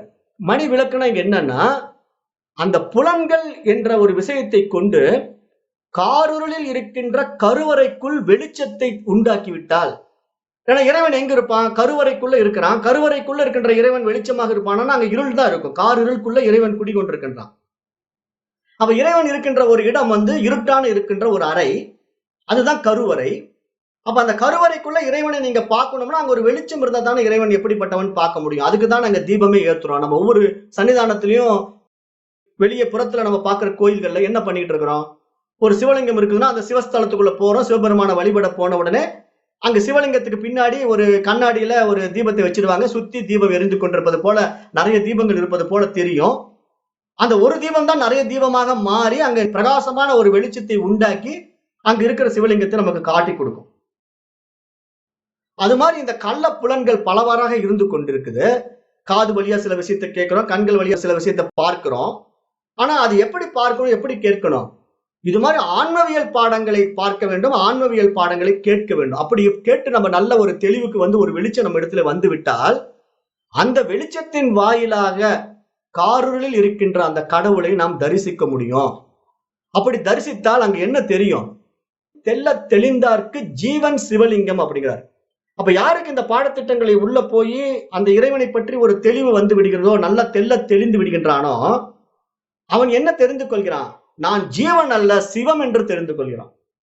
இப்ப அஞ்ஞானிகள் எல்லாம் என்ன சொல்லுவான்? என்ன ஜீவன் ஜீவன் சொல்லிட்டே உட்கார்ந்துருப்பான், சிவம்னு சொல்ல மாட்டான். ஏன்னா இவன் ஜீவன் ஜீவன்னே சொல்லி கடைசியில சவம் ஆயிடுவான். சிவம் சிவம்னு சொல்லாம சவமா மாறி போயிடுவான். ஏன்னா இப்போ சவம்ங்கிறது என்ன? அழிவுக்கு உட்பட்ட பொருள். சிவம் என்றால் என்ன? அழியாத பொருள். அப்ப யார் அழியாத பொருளாக சிவனாக மாறுகின்றார்கள் என்று பார்த்தால், ஜீவன் சிவம் எப்பொழுது ஆகும்? தெள்ளத் தெளிந்தார்க்குத்தான் ஜீவன் சிவமாக முடியுமே தவிர, தெளிவற்றவர்களுக்கு ஜீவன் எப்படி சிவமாகும்? அப்ப அதைதான் இங்க அவர் சுட்டி காட்டுகின்றார். உள்ளம் பெருங்கோயில் ஊனுடம்பு ஆலயம் தெள்ளத் தெளிந்தார்க்கு ஜீவன் சிவலிங்கம். வள்ளற் பிரானுக்கு வாய் கோபுரவாசல் கள்ள புலனைந்தும் காலா மணிவிளக்கே அப்படின்னு திருமந்திரம் எடுத்து சொல்வது போல, இந்த கள்ளப்புலன்கள் காட்டுகின்ற வழியிலே கண்டபடி ஒருவன் மனம் போன போக்கில் போய்விட்டான் என்றால் அவன் சவமாகி விடுகின்றான், அவன் அழிவை அடைந்து விடுகின்றான் என்று ஞானிகள் நமக்கு சுட்டி காட்டுகின்றார்கள். அப்படி சுட்டிக்காட்டிய ஒரு ஞானிகளே மணிவாசக பெருமான் என்ன சொல்றாரு? கள்ள புலக்குரம்பை கட்டளிக்க வல்லானே. கள்ள புலக்குரம்பை கட்டளிக்க வல்லானேன்னு ஒன்று திருவாசகத்துல பாடுறாரு. ஏன் அவரும் அந்த கள்ளப்புலன் என்றுதான் சுட்டி காட்டுகின்றார். இந்த புலன்களை கள்ளப்புலன் என்றுதான் மணிவாசக பெருமானும் சுட்டி காட்டுகின்றார். அப்ப அதை நம்ம புரிந்து கொண்டு கட்டை அழிக்க வல்லது, இதே கள்ள புலன்கள் தான் கட்டை அழிக்க வல்லது. கள்ள புலக்குரம்பை கட்டளிக்க வல்லானேனா நமக்கு கட்டப்பட்ட அஞ்ஞான கட்டை அவிழ்க்க முடியும் என்றால் எப்படி? அந்த புலன்களை நல்ல விஷயங்களை நோக்கி திருப்பினால் மட்டும்தான் கட்டு அவிழ முடியும். அப்ப நம்ம இங்க தெரிந்து கொள்ள வேண்டியது என்ன? இது மாதிரி நல்ல பாடங்களை படிக்க வேண்டும், நல்ல பாடங்களை கேட்க வேண்டும், ஆன்மவியல் பாடங்களை படிக்க வேண்டும், ஆன்மவியல் பாடங்களை கேட்க வேண்டும். அதற்காகத்தான் இந்த புலன்கள் கொடுக்கப்பட்டிருக்கின்றன. அதற்காகத்தான் இந்த மனம் படைக்கப்பட்டிருக்கின்றது. அதற்காகத்தான் அரிதான இந்த மனித உடல் கிடைத்திருக்கின்றது. அரிதறிது மானிடராய் பிறத்தல் அரிது அப்படின்னு மகான்கள் நமக்கு சுட்டி காட்டுகிறார்கள். இப்ப இந்த மாதிரி நமக்கு திருமந்திரத்துல திருமூலர் சொன்னது போலவே திருநாவுக்கரசர் சொல்றார், விறகில் தீயினன் பாலில் படுனை போல் மறைய நின்றுளன் மாமணி ஜோதியான் உறவுகோல் நட்டு உணர்வு கயிற்றினால் முருக வாங்கி கடைய முன் நிற்குமே அப்படின்னு திருநாவுக்கரசர் பாடுறாரு. திருநாவுக்கரசர் என்ன சொல்றாரு? விறகில் உள்ள தீயையும் பாலில் உள்ள நெய்யையும் எப்படி நம்மிடம் உள்ள இந்த சாதாரண புலன்களை கொண்டு அறிந்து கொள்ள முடியாதோ, இப்ப நம்மிடத்துல இருக்கிற இந்த புலன்களை வைத்துக் கொண்டு நீங்க விறகுக்குள்ள இருக்கிற தீயை பார்த்துட முடியுமா? பாலுக்குள்ள இருக்கிற நெய்யை பார்த்துட முடியுமா? அதற்கு இந்த புலன்கள் பயன்படாது. ஏனென்றால் சூட்சமாக இருக்கு. பாலுக்குள்ளே நெய் சூட்சமாக ஒளிந்து கொண்டிருக்கின்றது, விறகுக்குள்ளே நெருப்பு சூட்சமாக ஒளிந்து கொண்டிருக்கின்றது. அப்ப விறகில் உள்ள தீயையும் பாலில் உள்ள நெய்யையும் எப்படி நம்மிடம் உள்ள சாதாரண புலன்களை கொண்டு பார்க்க முடியாதோ, அது போல எங்கும் மறைந்து நிற்கின்ற அந்த மாமணி ஜோதியனை எல்லா இடத்திலும் மறைந்து நிற்கின்றான், எல்லா இடத்திலும் இருக்கின்றான், ஆனால் மறைந்து கொண்டிருக்கின்றான். அப்படிப்பட்ட மாமணி ஜோதியனை நம்மிடம் உள்ள இந்த சாதாரண புலன்களினால் அறிந்து கொள்ள முடியாது. அப்ப எப்படி தெரிந்து கொள்ள வேண்டும்? இதே புலன்களை புனிதமான விஷயங்கள் மூலமாக செயல்படுத்தி, புனித விஷயங்களிலே ஈடுபடுத்தி, அதன் வாயிலாக உண்டான உள்ள தூய்மை என்ற அன்பினாலே அந்த விஷயங்கள், நல்ல விஷயங்களை இந்த மனமானது புலன்களானது உள்வாங்கி இந்த உள்ளம் என்ன ஆகும்? ஒரு தெள்ள தெளிவுக்கு வந்துடும். ஏன்னா உள்ளம் என்ற விஷயத்தை நம்ம எப்படி இங்க பார்க்கணும்? ஏன் எல்லா மகான்களும் உள்ளம் உள்ளம்னு பேசுறாங்க? அது மனதனுடைய பரிணாம வளர்ச்சி. இப்ப மனம் எப்படி பரிணாமம் அடைகிறது? மனம், புத்தி, சித்தம், அகங்காரம், உள்ளம் என்ற நிலையில படிப்படியாக பரிணாம வளர்ச்சி அடைகிறது. எண்ணங்களால் சூழப்பட்ட ஒரு ஒட்டுமொத்த தொகுப்பைத்தான் இங்க நம்ம மனம் என்கிறோம். அந்த மனம் இருமைகளால் இருக்கும். அதுக்கு எல்லா குப்பையும் ஏத்தி வச்சுட்டு இருக்கும். அதுதான் மைண்ட், அதுதான் மனம். ஆனால் அதே மனம் உள்ளம் என்ற தன்மைக்குள்ளே போய்விட்டால், மிக உயரிய விஷயமான அறிவு பரிமாணத்தின் உயர்படியாகிய உள்ளம் என்ற நிலைக்கு போய்விட்டால், அங்கு அன்பு என்ற உணர்வு உண்டாகிவிடும். அதைத்தான் இங்க சொல்றாரு. விறகில் தீயினன் பாலில் படு நெய் போல் மறைய நின்றுளன் மாமணி ஜோதியான் உறவுகோல் நட்டு உணர்வு கயிற்றினால், என்ன மாதிரி உணர்வு கயிற்று? அன்பு எனும் உணர்வு கயிற்றினால் உறவு கொண்டாட வேண்டும், இறைவனிடத்திலே பக்தி செலுத்த வேண்டும், அன்பு செலுத்த வேண்டும். உறவுகோல் நட்டு உணர்வு கயிற்றினால் முருக வாங்கி கடைய முன் நிற்குமே. அப்ப நீங்க அன்பு செலுத்துகின்ற பொழுது, இறைவன் மீது ஏக பக்தி, அனன்ய பக்தி ஆகிய அந்த அன்பை நீங்கள் செலுத்துகின்ற பொழுதுதான் அந்த இறைவனும் நீங்களும் வேறு வேறு அல்ல, ஒன்றாகவே இருக்கின்றோம் அப்படிங்கிற அந்த உயரிய தன்மை நமக்குள்ளே புரிய வரும். அப்பதான் மனம் தன்னை ஒட்டுமொத்தமாக அந்த அறிவுடன் தன்னை இழந்து விடும். அதை சுட்டி காட்டுகின்றார்கள் மகான்கள் எல்லாம். மிகப்பெரிய ஞானிகள் எல்லாம் பரிபாஷையில பேசிக் கொண்டிருக்கிறார்கள். டைரக்டா பேச மாட்டாங்க, எல்லாமே சூட்சமா பரிபாஷையில சொல்லிக்கிட்டு இருக்காங்க. அப்ப நம்ம இங்க பக்தினா என்ன புரிந்து கொள்ளணும். முதல்ல பக்தினா என்ன? சும்மா எனக்கு அது வேணும் இது வேணும் கடவுள் கிட்ட போய் கேட்கறது பக்தியா? இல்ல 3 பட்டையை போட்டுக்கிட்டு ஒரு கொட்டையை போட்டா பக்தியா? இல்ல ஒரு நாமத்தை போட்டுக்கிட்டு கையில ஜபமாலை வச்சுக்கிட்டு இருந்தா பக்தியா? இதெல்லாம் நம்ம புறத்துல இருந்து ஏற்றி வைத்துக் கொண்ட ஒரு புற விஷயங்கள் தான். இங்க பக்தி என்றால் அன்பு என்று புரிந்து கொள்ள வேண்டும். அப்ப அன்பு என்பது யார் இடத்துல இருக்க வேண்டும்? அறிவாகிய அந்த ஆன்மாவின் இடத்துல இருக்க வேண்டும். நான் அஞ்ஞானத்தினாலே மனமாக வந்து விட்டேன், இருமைகளில் இருக்கின்றேன், என்னை யார் என்று தெரியாமல் இருக்கின்றேன். என்னை காட்டிக் கொடுக்கின்ற அந்த அறிவு மனமாக விரிந்து அது தன்னில் தானாகவே என்னை காட்டிக் கொடுக்கின்றது. அதன் உயரிய பரிமாணத்துக்கு வரும்போது காட்டிக் கொடுக்கின்றது. எப்படி காட்டிக் கொடுக்கின்றது? மனம் என்ற நிலையிலிருந்து படிப்படியாக முன்னேறுகின்றேன். மனம், புத்தி, சித்தம், அகங்காரம், உள்ளம் என்ற உயரிய நிலைக்குள்ளே நான் வருகின்ற பொழுது அங்கு இறைவனும் நானும் வேறு வேறு அல்ல, இருவரும் ஒன்றே என்ற அந்த உயரிய அன்பு நிலையிலே, அந்த அனன்ய பக்தி நிலையிலே தான் அந்த ஆன்மாவை நாம் அனுபவமாக்க முடியுமே தவிர வேறு என்ன செய்து கொண்டிருந்தாலும் நாம் இங்கு ஆன்ம அனுபவம் உண்டாகாது. அப்ப அதை இங்கு புரிந்து கொண்டு இங்கு மகான்கள் நமக்கு சொல்ல வருகின்ற விஷயத்தை ஆழமாக உள்வாங்கிக் கொண்டு அந்த ஆன்ம நிலையிலேயே அந்த ஆன்மாவோட நம்ம எப்பொழுதும் இணைந்து இருப்பதுதான் இங்கு ஆன்ம ஞானம், அதுதான் ஜீவன் முக்தின்னு எல்லாம் சாஸ்திரம் சுட்டி காட்டுது. அப்ப எப்பொழுதும் நீங்க அதோட இணைந்து இருக்கணும்.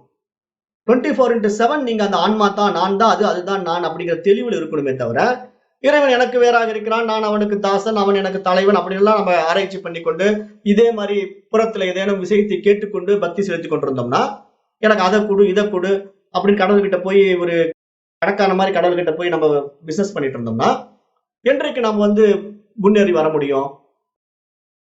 அப்ப இந்த கள்ள புலன்களின் கட்டுப்பாட்டிலே மனம் போன போக்கிலே நம்ம போய்கொண்டிருந்தால் ஆசைகளால் சூழப்பட்ட மனம் என்ன பண்ணும்?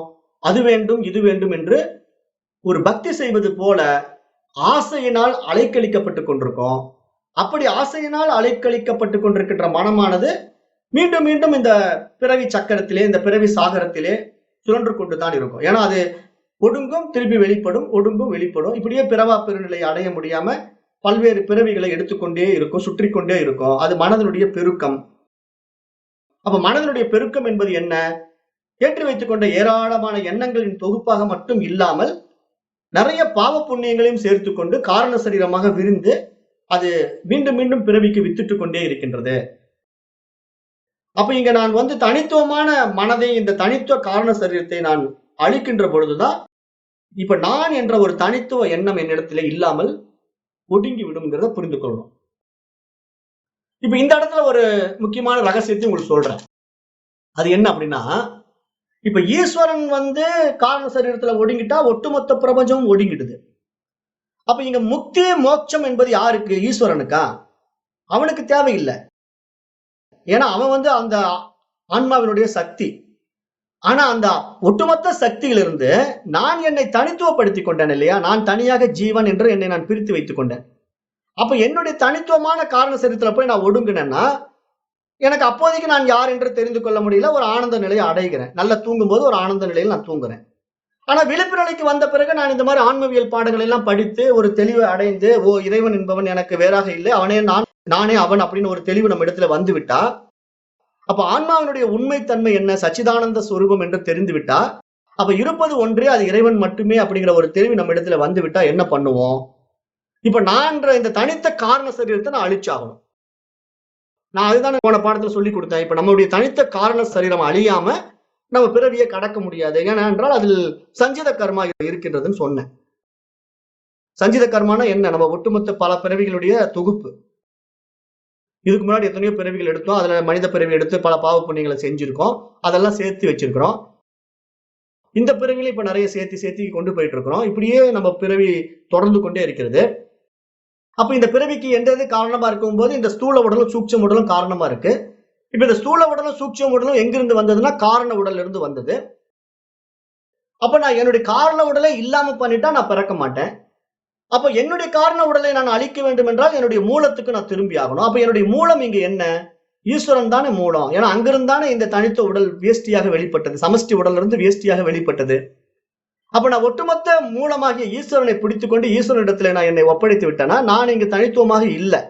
நான் என்ற அகங்காரம் என்னிடத்துல இருந்து நீங்கி விடுகின்றது. இருப்பது ஈஸ்வரன் மட்டுமே. அவன் செயல் தன்று இங்க என்னுடைய செயலாவது ஒன்றும் இல்லை. ஆகவே எல்லாவற்றையும் நான் ஈஸ்வரனுக்கு அர்ப்பணித்து விடுகின்றேன் என்று நான் அந்த ஈஸ்வரனோடு இரண்டரை கலந்து விடுகின்ற பொழுது இப்ப நான் அந்த ஆன்மாவினுடைய ஒரு சக்திக்குள்ள போயிடுறேன். ஆனால் அந்த ஆன்மாவினுடைய சக்திங்கிறது எப்படி இருக்குது? இப்ப நீங்க எப்படி கற்பனை பண்ணிக்கணும், எப்படி புரிஞ்சுக்கணும் அப்படின்னா, இப்ப ராமசாமி நீங்க வச்சுக்கீங்களேன். இப்ப ராமசாமி இருக்கிறார். இப்ப ராமசாமிக்கு நிறைய எண்ணங்கள் வரும் இல்லையா? லட்டு சாப்பிடணும்னு ஒரு எண்ணம் வரும், ஜிலேபி சாப்பிடணும் ஒரு எண்ணம் வரும், சினிமாவுக்கு போலான்னு ஒரு எண்ணம் வரும், டூருக்கு போலான்னு ஒரு எண்ணம் வரும். அவருக்கு என்னென்ன மாதிரி எண்ணங்கள் வருதோ அதெல்லாம் அவருடைய சொந்த எண்ணம், அவருடைய கற்பனை, அவருடைய ஆசைகள். அப்படிப்பட்ட ராமசாமி இப்ப ஒரு எண்ணத்தை வேண்டான்னு முடிக்கிறாரு வச்சுங்களேன், முடிச்சு கட்டணும். இந்த எண்ணம் எனக்கு வேண்டாம்.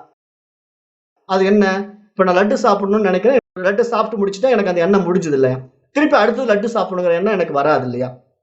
அது மாதிரி நிறைய ஜீவர்களாக நம்ம பிரிஞ்சு இருக்கணும் இல்லையா? அப்ப ஈஸ்வருடைய நிறைய எண்ணங்கள் தான் நாம் பண்ணலாம். இப்ப நம்ம ஒவ்வொரு உடலும் ஒவ்வொரு மனமும் ஈஸ்வரனுடைய தனித்தனி மனமாக இருக்குதுன்னு நம்ம பார்த்தோம். ஈஸ்வரன் தான் ஒட்டுமொத்த மனம்.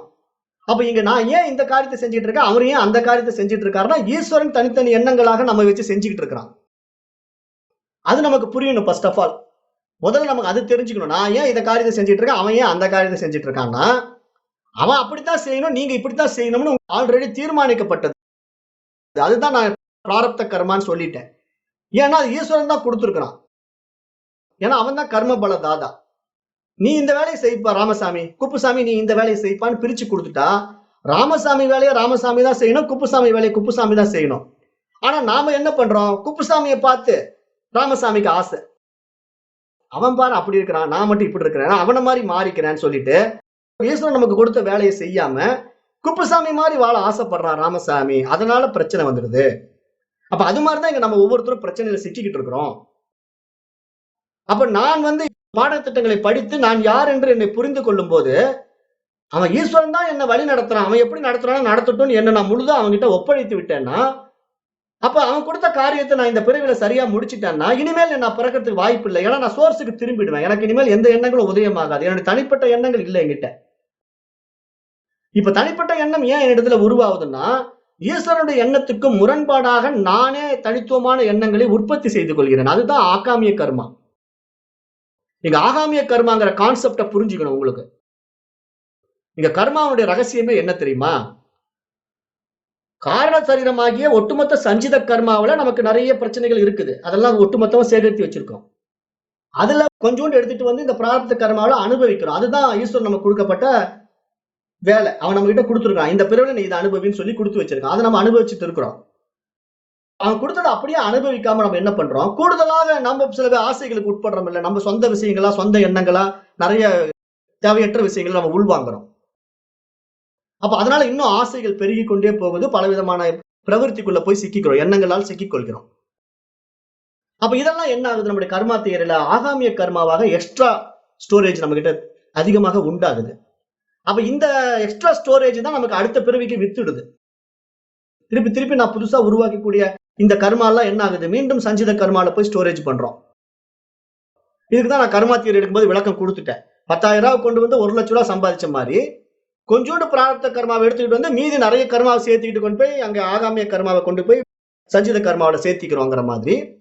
இப்ப நாம இந்த பாடத்திட்டங்களை படித்து புரிந்து கொண்டா நம்ம ஒட்டுமொத்தமா ஈஸ்வரன் இடத்துல நம்மளை சரண்டர் பண்ணிட்டோம்னா, இப்ப நான்கிற அகங்காரம் நம்ம இடத்துல நீங்கி விடும்போது இனிமேல் நம்முடைய காரியங்கள் எல்லாம் அவன் தான் பாத்துக்கிறான். அவன் எப்படி செய்யறான்னு செய்யிட்டு அவனுடைய செயல் அதை நடத்தி கொடுக்கறது நம்ம கருவி.